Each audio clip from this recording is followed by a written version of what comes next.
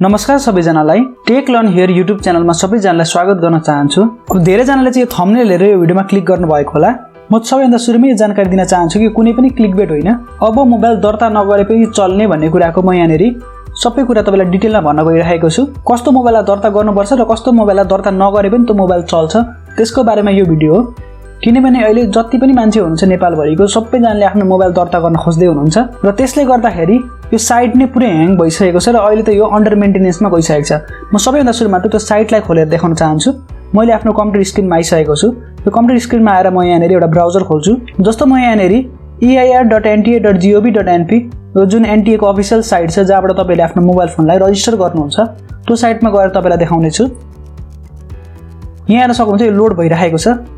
Load भइसकेपछि तपाईले यहाँ हेर्न सक्नुहुन्छ the site is under maintenance, we are performing schedule maintenance, we will be back online shortly भनेको छ।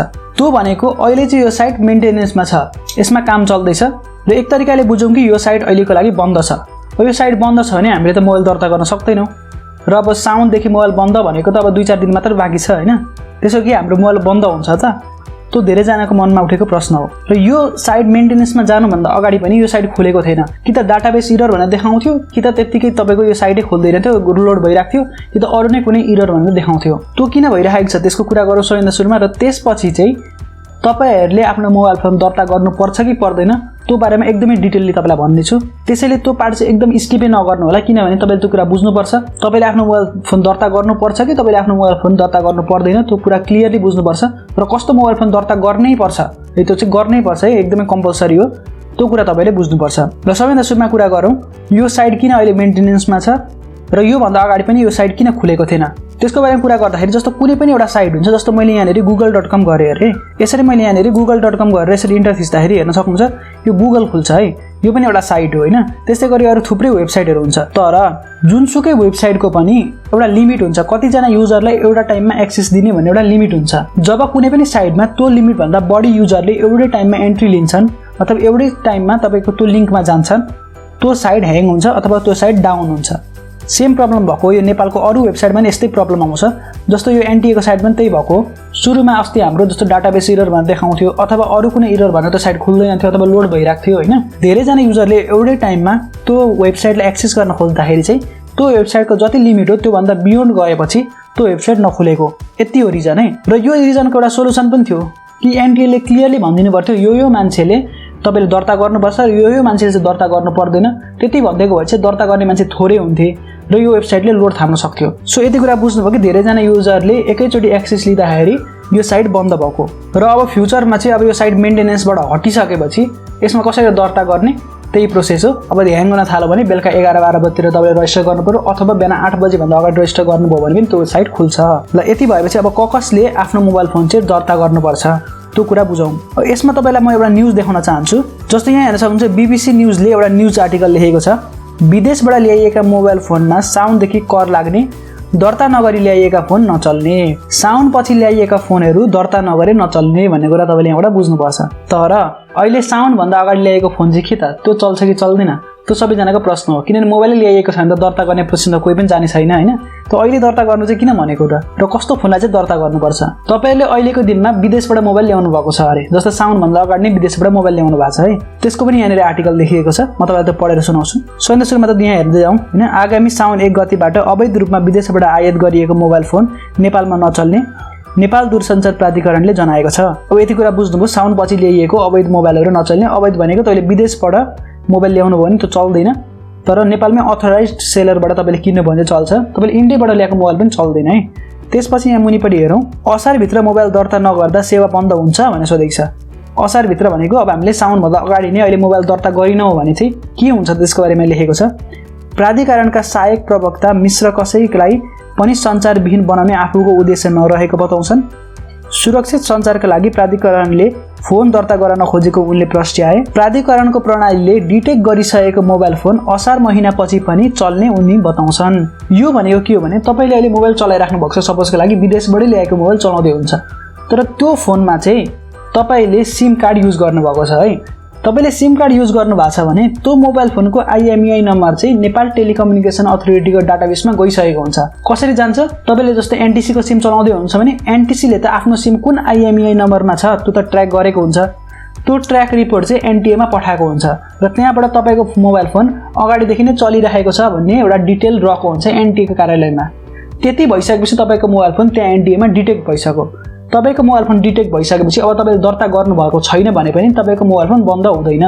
तर यदि तपाईहरुले आफ्नो मोबाइल फोनमा सिम युज गर्नुभएको छैन र त्यो मोबाइल फोन विदेशबाट ल्याएको हो र नेपालमा रजिस्टर छैन भने चाहिँ तपाईको मोबाइल फोन बन्द हुन्छ। र त्यस्तो व्यक्तिले चाहिँ जसले सिम कार्ड युज गर्नुभएको छैन अथवा हालसालै मोबाइल ल्याउनु भएको 1-2 दिन मात्र भइरहेको छ र त्यस्तो मोबाइल फोन डिटेक्ट नहुन सक्छ, त्यस्तो मान्छेले चाहिँ आफ्नो मोबाइल फोनलाई चाहिँ NTA को कार्यालयमा दर्ता गर्न जरुरी छ। तर अरूले जसले लङ टर्मबाट विदेशबाट ल्याउनको फोन हो सपोजको लागि हैन, र लङ टर्मबाट उहाँहरुले युज गर्दै हुन्छ आफ्नो फोनमा मोबाइलको सिम युज गरेर हैन, आफ्नो मोबाइल युज गर्दै हुनुहुन्छ भने उहाँहरुले चाहिँ आफ्नो मोबाइल फोन अहिलेको दिनमा दर्ता नगरे पनि उहाँहरुको मोबाइल फोन बन्द हुँदैन। तर साउन महिनामा चाहिँ तपाईलाई एउटा मेसेज आउँछ, त्यो मेसेजमा लेखिएको हुन्छ तपाईले आफ्नो मोबाइल फोन तुरुन्तै दर्ता गर्नु होला भनेर, र त्यतिखेर चाहिँ तपाईले आफ्नो मोबाइल फोनलाई दर्ता गर्दा हुन्छ। यो कुरा यहाँनिर आयो र अलिकति मुनि जाउँ। अब हामीले साउन पछि चाहिँ मोबाइल यहाँनिर नेपालमा ल्यायौं भने त्यसको लागि चाहिँ के गर्ने त? त्यसको लागि यहाँ हेर्न सक्नुहुन्छ तर विदेशबाट आएका मोबाइल फोन भने प्रयोगकर्ता स्वयंले दर्ता गर्नुपर्ने छ हैन, र कर लाग्छ कि लाग्दैन भन्दाखेरि यहाँनिर तपाईको यहाँ लेखिएको छ 13% तपाईहरुको यहाँनिर भ्याट लाग्छ र 2.5% यहाँ हेर्न सक्नुहुन्छ। फोनको मूल्यका आधारमा सुरुमा 2.5% अन्त शुल्क र त्यसपछि 13% मूल्य अवृद्धि कर लाग्ने ढकालले जनाएका थिए भनेको छ।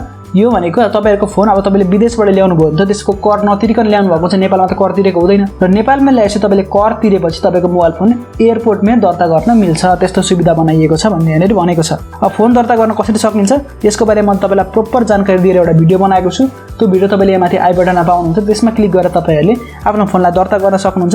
तर अहिलेको बेला चाहिँ मैले तपाईलाई भनिहालेँ फोन दर्ता हुँदैन, किनभने यो साइट चाहिँ मेन्टेनेन्समा गएको छ। जब यो साइट चाहिँ मेन्टेनेन्सबाट हट्छ त्यसपछि तपाईहरुले आफ्नो फोनलाई दर्ता गर्न सक्नुहुन्छ। मैले प्रोपर भिडियो बनाएको छु तपाईले कसरी दर्ता गर्ने भनेर, मैले अलरेडी आई बटनमा त्यो भिडियो राखिदिएको छु, त्यसमा क्लिक गरेर तपाईले त्यो भिडियो हेर्न सक्नुहुन्छ र आफ्नो फोनलाई दर्ता गर्न सक्नुहुन्छ। यो भिडियोमा चाहिँ मैले धेरै जना व्यक्तिहरुको प्रश्नलाई समेट्न खोजेको, किनभने धेरै जनाले अब म विदेशमा छु, मैले आफ्नो मोबाइल फोन अब ल्याउन आँट्दैछु साउन पछि कसरी दर्ता गर्ने भनेर सोध्दै हुन्थ्यो। यो पनि एउटा क्वेशन थियो हैन। लगभग मैले सबै क्वेशनको एन्सर दिइसकेको छु। धेरै जनाले कमेन्ट गर्नुभएको थियो किनभने यसो एरर आइरहेको थियो हैन यो साइटमा। मैले तपाईलाई भनिहालेँ अगाडि नै यो डाटाबेस एरर भन्ने आइरहेको थियो, अहिले त्यो साइटै मेन्टेनेन्समा गइसकेको छ। त्यो मेन्टेनेन्समा जानुको रिजन पनि मैले तपाईलाई भनिहालेँ। धेरै जनाले एकैचोटी एक्सेस गर्न खोज्दाखेरि यो साइटले ह्याङ भएर यो साइटलाई अहिले मेन्टेनेन्समा लगेको र सायद यो साइटमा अब युजर लिमिटलाई बढाउँछ होला, किनभने मेन रिजन यो साइट डाउन हुनु भनेको धेरैजना युजरले एकैचोटी यसमा लगइन गर्न खोज्नु हो र त्यही रिजनलाई फिक्स गर्नु भनेको उसले यो साइटको लिमिटलाई चाहिँ बढाउँछ होला सायद हैन। आशा गरौँ त्यही होस् भनेर हैन। र यो 1-2 दिनमा यो साइट पनि ब्याक टु नर्मल हुन्छ। तर सायद मलाई के लाग्छ भने यो साउन 1 गतेदेखि यो लागू हुँदैन, किनभने साइटै मेन्टेनेन्समा गएको छ र यसलाई बन्न टाइम लाग्न सक्छ। र 1 हप्ता जति चाहिँ प्राधिकरणले थप्नै पर्छ है, किनभने धेरैजना मान्छेहरूले दर्ता गर्न पाउनु भएको छैन। त्यसले गर्दा 1 हप्ता जति प्राधिकरणले थप्ला भन्ने मेरो बुझाइ हो हैन। अब के गर्छ उहाँहरुको कुरा हो, र पनि हाम्रो माग चाहिँ त्यही हुन्छ, सबैजनाले त्यही नै भन्नुपर्छ, किनभने टाइम त दिनु पर्यो नि त मान्छेहरूलाई हैन। यसरी साइटै ह्याङ भएको छ, साइटै चलेको छैन, मेन्टेनेन्समा जानु भन्दा पनि मान्छेहरूले दर्ता गर्न सकेका छैनन् हैन। त्यो पनि कुरा बुझ्नुपर्छ प्राधिकरणले।